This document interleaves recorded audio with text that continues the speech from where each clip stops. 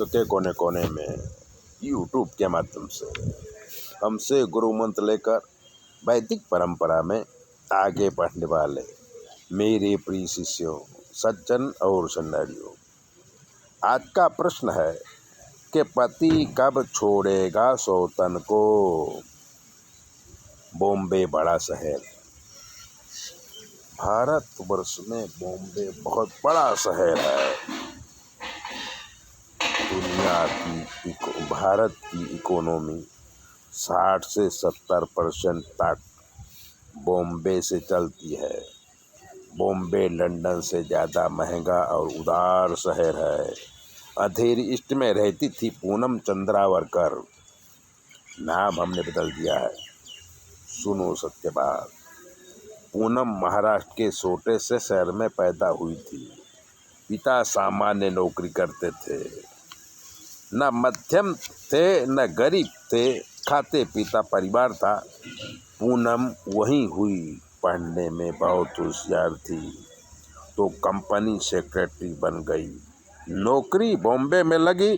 पूनम का कलर श्याम था, पर चेहरे की चमक, आंखों का आकर्षण, गठीला शरीर और कपड़े पहनने का सलीका बहुत सुंदर था।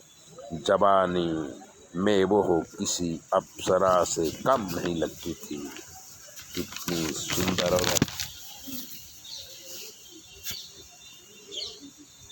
जो भी देखता वो देखता ही रहता। स्त्री हो या पुरुष, हमेशा उसका सानिध्य चाहते थे।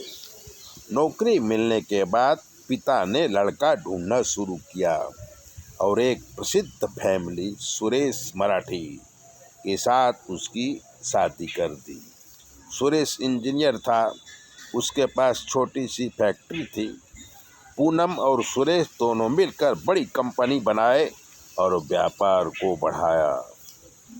पोस्ट विस्तार जुहू में एक फ्लैट लिया। जीवन शुरू हुआ। 2 बच्चे हो गए। पूनम फैक्ट्री का पूरा अकाउंट देखती थी, सुरेश प्रोडक्शन और बेचान देखता था।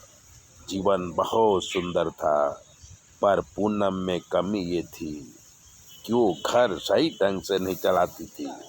ज़्यादातर खाना होटल से आता या यहाँ तक कि सुबह का नाश्ता भी दुकान से मंगाते। पूनम सिर्फ चाय बनाती। व्यापार बढ़ने से पूनम पति का ध्यान कम रखने लगी। पति को इमोशनल प्यार नहीं देती थी। इसका जीवन मशीन की तरह चलता था। सुरेश इमोशनल था। बच्चे बड़े हो गए, अपने जीवन में व्यस्त होने लगे। उसी समय इलाहाबाद यूपी के एक विधवा औरत फैक्ट्री में नौकरी करने आई। जवान थी, विधवा थी, तो सुरेश उसकी मदद करने लगा। उसका नाम चंदा था। चंदा धीरे धीरे सुरेश के नज़दीक आई और उसे अपने घर बुलाने लगी। दोनों का अनैतिक संबंध हो गया। पूनम को पता चला तो वो बहुत कोशिश किया, चंदा को नौकरी से निकाल दिया, पर सुरेश ने रिश्ता नहीं तोड़ा और उसको पैसों की मदद करता रहा। तब उसने हमसे पूछा, पूनम ने, कि मेरी सौतन को सुरेश छोड़ेगा कि नहीं छोड़ेगा। हमने उसे सलाह दिया, तब जाके वो सौतन से मुक्ति पाई। तो संसार में इमोशनल रिलेशन नहीं टिकते हैं, ऐसे ध्यान रखना चाहिए। बिना इमोशनल के संसार नहीं टिकता, कोई भी रिश्ता नहीं टिकता है। तो